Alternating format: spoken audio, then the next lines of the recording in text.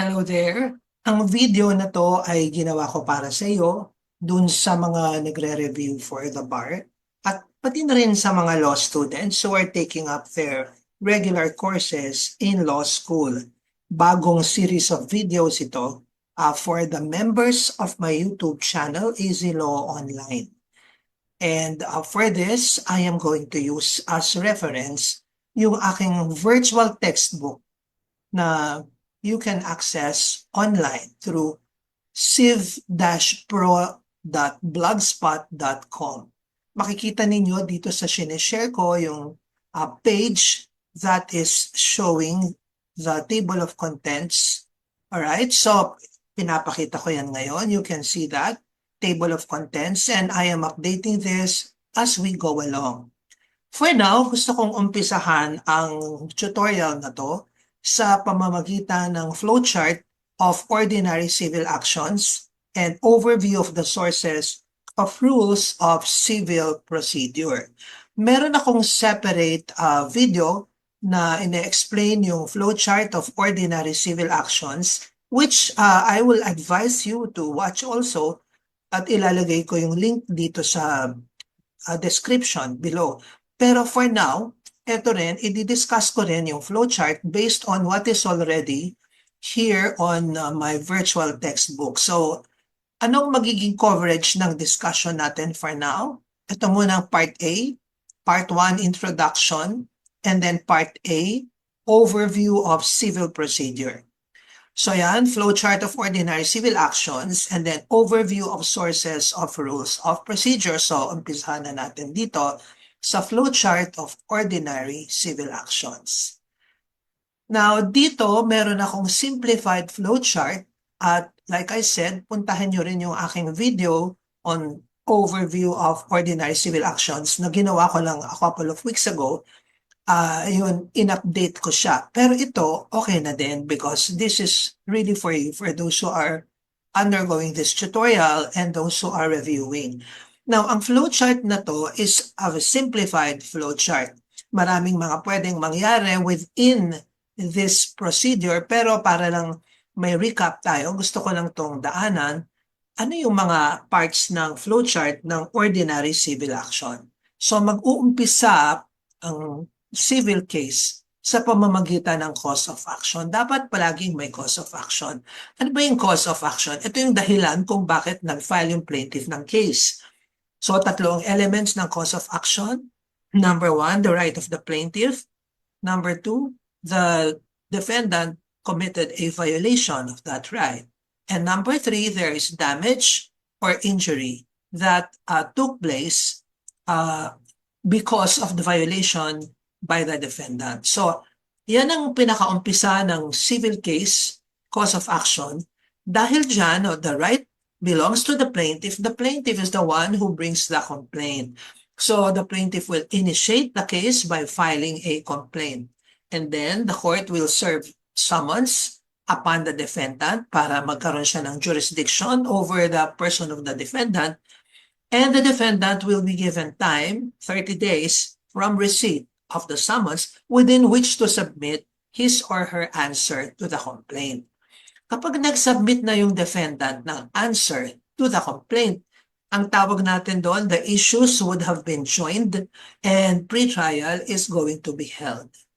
Ang nangyayari sa pre-trial, maraming pinag-uusapan dito, simplification of the issues, identification of the witnesses of both parties, disclosure of the documentary and other real evidence of both parties, admissions or stipulations, and many others. And then after pre-trial, magkakaroon ng trial, the plaintiff will present evidence first and then rest his case.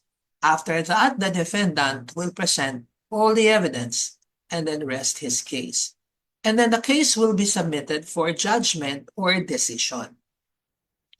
Within 15 days from receipt of the decision, the party who wants to appeal because he is not satisfied may have some what we call post-judgment remedies. So, ang pinakauna dito, yung motion for reconsideration, pwede ring motion for a new trial within the 15-day period, Kung na-deny ang reconsideration or new trial, the party may bring an appeal by filing a notice of appeal with the court of origin.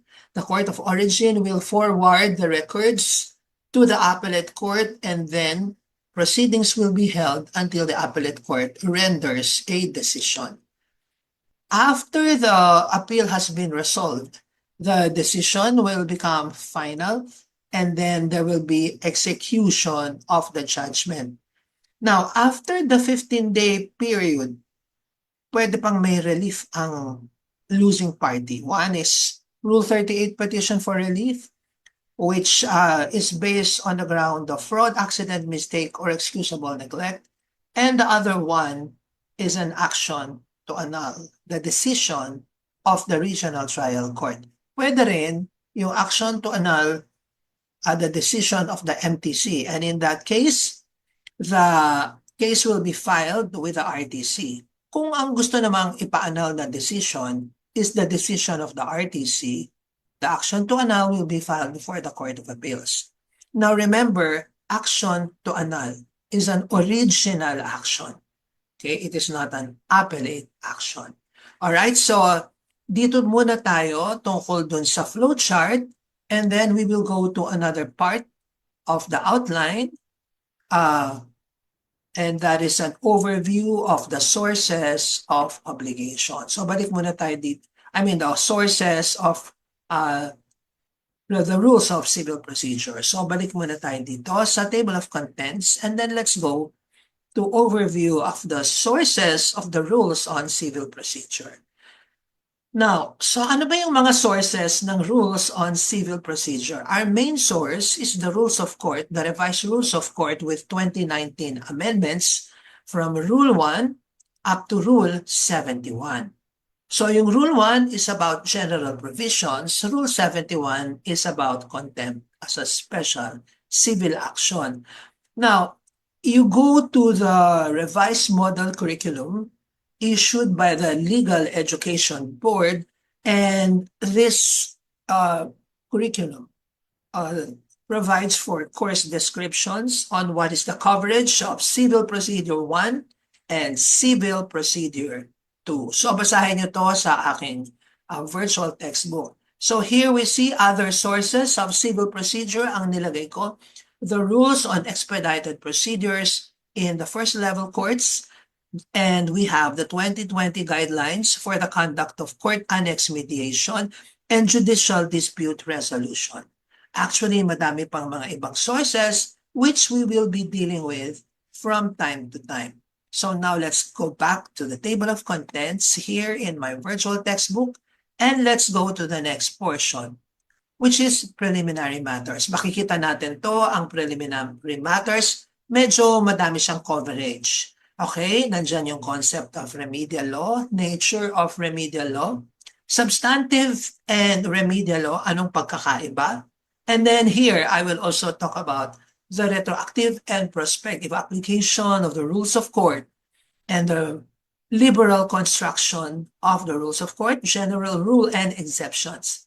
And then we'll deal with the rulemaking power of the Supreme Court, talk about the source, limitations, power to amend, and suspend procedural rules. Tapos, pag-uusapan natin yung actions.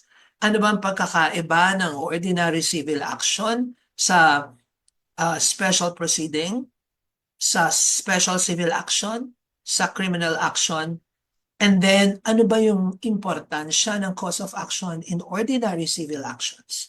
And we'll also discuss what actions or proceedings are covered and what are not covered by the rules of court. Tapos pag-uusapan natin yung Philippine courts. Meaning of a court, we distinguish between court and judge, classification of Philippine courts. Meron tayong original and appellate, general and special, constitutional and statutory, exclusive and concurrent, courts of law, and courts of equity. We'll talk about some doctrines, principles, and definitions like the doctrine of judicial hierarchy, what's the general rule and what are the exceptions, non-interference and judicial stability, jurisdiction in general. We'll talk about estoppel and objections to jurisdiction, exercise of jurisdiction, jurisdiction versus exercise of jurisdiction, and discuss primary jurisdiction and exhaustion of administrative remedies.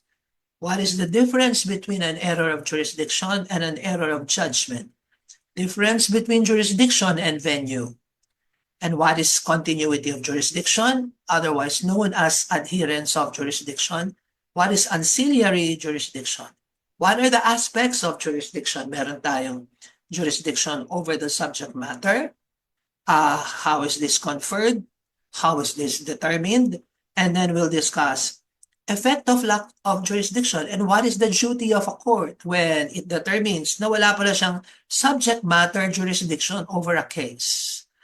Objections based on lack of jurisdiction over the subject matter, paano itong i-raise?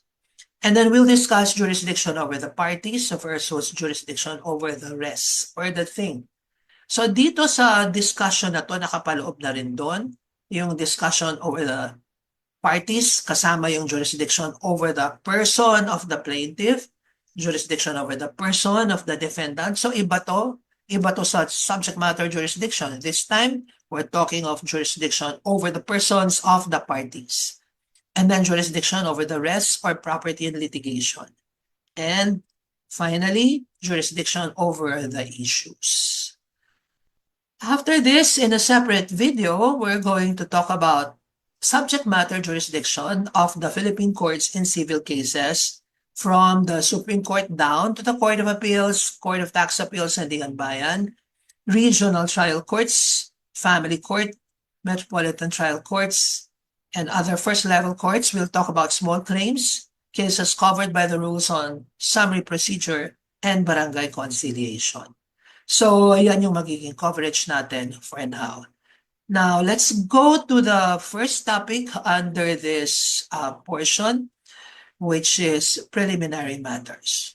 So, nakita nyo, inayos ko yung table of contents ng aking virtual textbook. So, all you have to do is to click on the links and then you will go to the respective posts. So, concept of remedial law, pag-usapan natin to. Ano ba ang remedial law? Ang remedial law is a branch of law. It tells us how persons can enforce their legal rights or obtain redress for violation of these rights. It's about making things right when our legal rights have been violated. So ito pinag-uusapan natin dito generally yung actions. Okay? Iba naman pag pinag-usapan natin yung proceedings like special proceedings because in those cases, we are not talking about rights. Okay? We're talking about the establishment of a status, title, or a particular fact. Now, remedial law outlines the rules and procedures involved in legal proceedings from the time a case is filed until a judgment is rendered and becomes final. Now, dahil remedial law involves procedure, it tells people how the legal remedies can be availed of, how they can defend themselves if cases are filed against them. So this is procedure, this is how to. So it's a step-by-step process.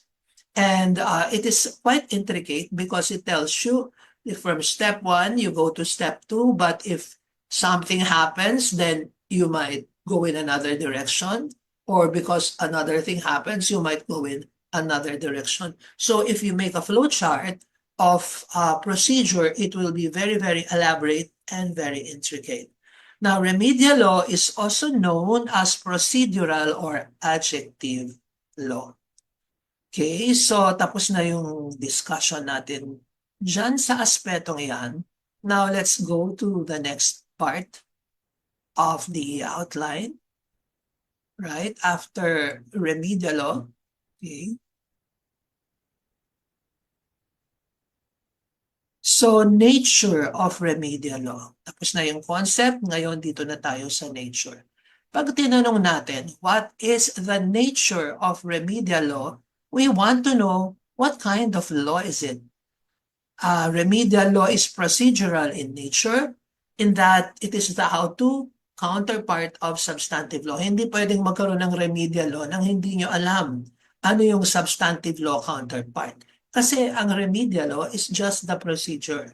to enforce a right under substantive law. Substantive laws create rights. They impose obligations, while remedial laws show us how to protect or enforce those rights or seek redress if there is a violation.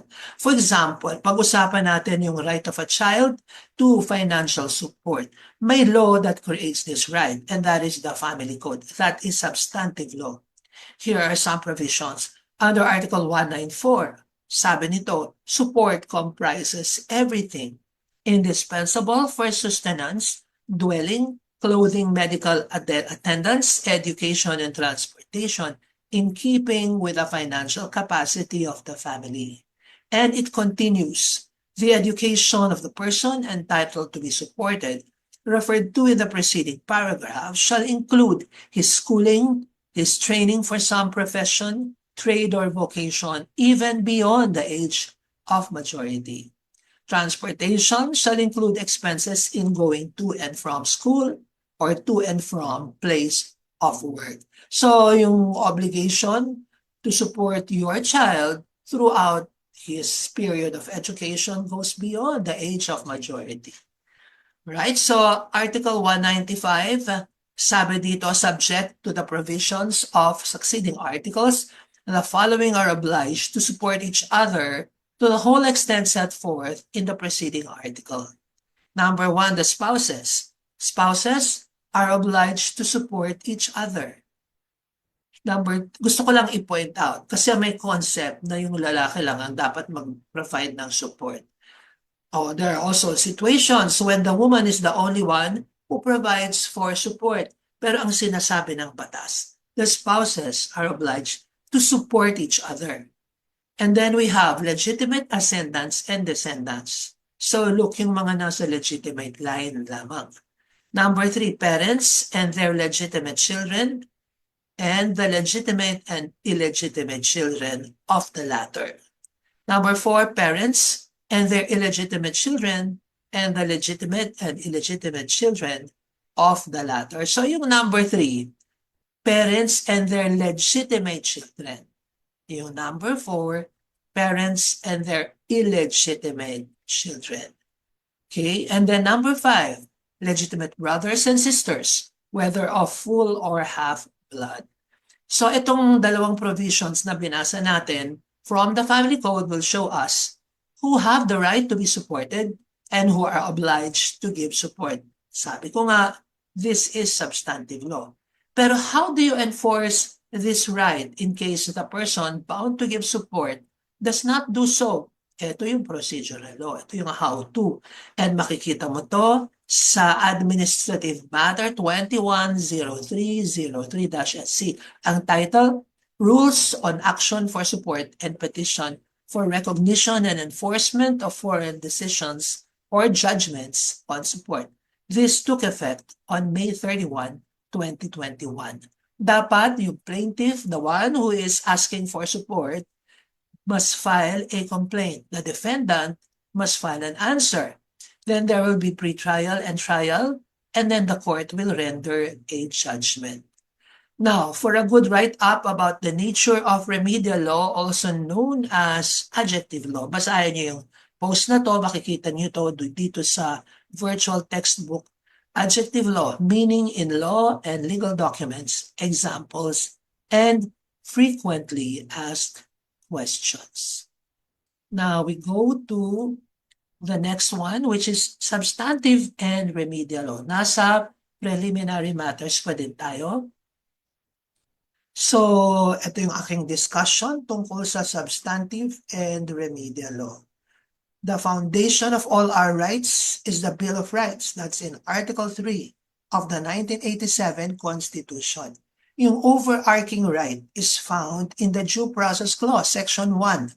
No person shall be deprived of life, liberty, or property without due process of law, nor shall any person be denied the equal protection of the laws. Now,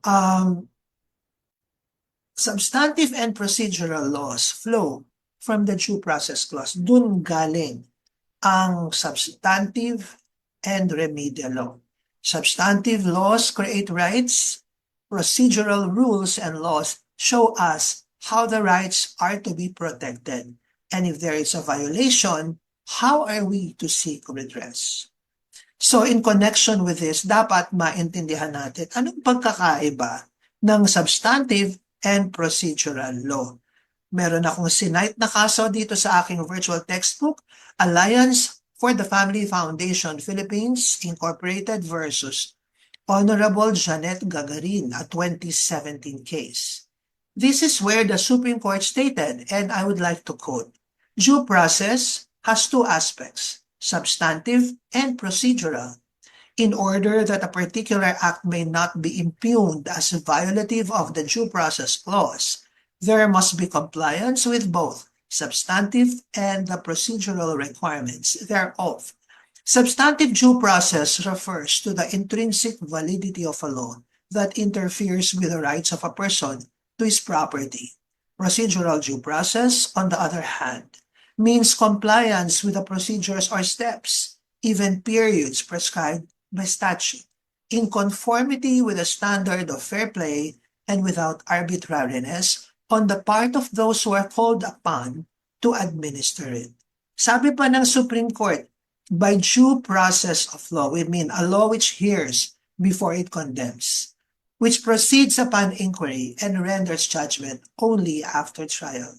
Or, as this court has said, due process of law contemplates notice and opportunity to be heard before judgment is rendered, affecting one's person or property. So another reason why we should distinguish between substantive and remedial law relates to the issue of prospective or retroactive application. Substantive laws are to be applied prospectively, while remedial laws may be applied retroactively unless vested rights are going to be impaired. So meron akong sinite na case, Spouses Marian Lintag versus National Power Corporation, a 2007 case. Saan tungkol ang kasong ito? It is about Republic Act 8974, an act to facilitate the acquisition of right-of-way, site, or location for national government infrastructure projects and for other purposes. Anong issue sa kasong ito? Whether this law is a substantive or remedial law. If it is a substantive law, it cannot be applied retroactively. If it is a remedial law, it can be applied retroactively. So anong nangyari sa kasong ito? Yung petitioner's spouses owned a parcel of land with an area of 80,001 square meters. The National Power Corporation filed a complaint for expropriation to acquire an easement of right-of-way over a portion of the property measuring 8,050 square meters. Nag-deposit yung NPC based on the initial assessed value of the property in the sum of 2,469. Pursuant to the recommendation of commissioners, the RTC directed the NPC to pay 49,665.63 for damage to the improvements on the property. After 2 months, RA 8974 took effect. Under this law, the value of the property should be based on the zonal valuation made by the Bureau of Internal Revenue. Ang basis is 700 pesos per square meter. So the petitioner's spouses claimed entitled sila sa 5.6 million. The RTC ruled in favor of the petitioner's spouses, but the Court of Appeals reversed the ruling. So dinala ng petitioner's spouses sa Supreme Court yung issue. Sabi ng petitioner's spouses, RA 8974 is a remedial law because it refers to expropriation and therefore it should be applied retroactively. It should be applied to this case, which was filed before RA 8974 took effect, and this case is still pending. Sabi ng Supreme Court, RA 8974 is not a remedial law, it is substantive, citing Republic versus Gingoyon, a 2005 case. The Supreme Court stated, It bears noting that the appropriate standard of just compensation is a substantive matter. It is well within the province of the legislature to fix the standard, which it did through the enactment of RA 8974. Specifically, this prescribes the new standards in determining the amount of just compensation in expropriation cases relating to national government infrastructure projects, as well as payment of the provisional value as a prerequisite to the issuance of a writ of possession. So this ruling was reiterated in the resolution of the Supreme Court dated February 1, 2006. It states, if the rule takes away a vested right, it is not procedural. And so the converse certainly holds that if the rule or provision creates a right, it should be properly appreciated as substantive in nature.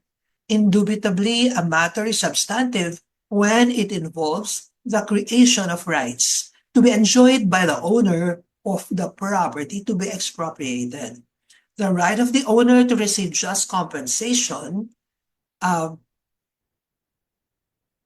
prior to acquisition of possession by the state of a property is a proprietary right, appropriately classified as a substantive matter, and thus within the sole power of the legislature to legislate on. It is possible for a substantive matter to be nonetheless embodied in a rule of procedure, and to a certain extent, Rule 67 does contain matters of procedure, meaning expropriation, yet the absorption of the substantive point into a procedural rule does not prevent the substantive right from being superseded or amended by statute. For the creation of property rights is a matter for the legislature to enact on and not for the courts to decide. Okay, so hindi ko na babasahin the rest of it, but this is available in my virtual textbook, so you can just consult my virtual textbook if you want to read the details. Now, let us proceed to the next point. All right, going back to the table of contents, pag-usapan natin yung retroactive and prospective application of the rules of court. So, should procedural laws be given retroactive effect? Should they apply to pending actions? Bibigyan ko kayo ng illustration. On June 23, 2003, RA 9211 was approved, which prohibited smoking in hospital buildings, among others. Fines shall be imposed for violations. A person who smoked before the law was passed will not be penalized because the law should apply only to future violations. This is what we mean when we say substantive laws take effect prospectively.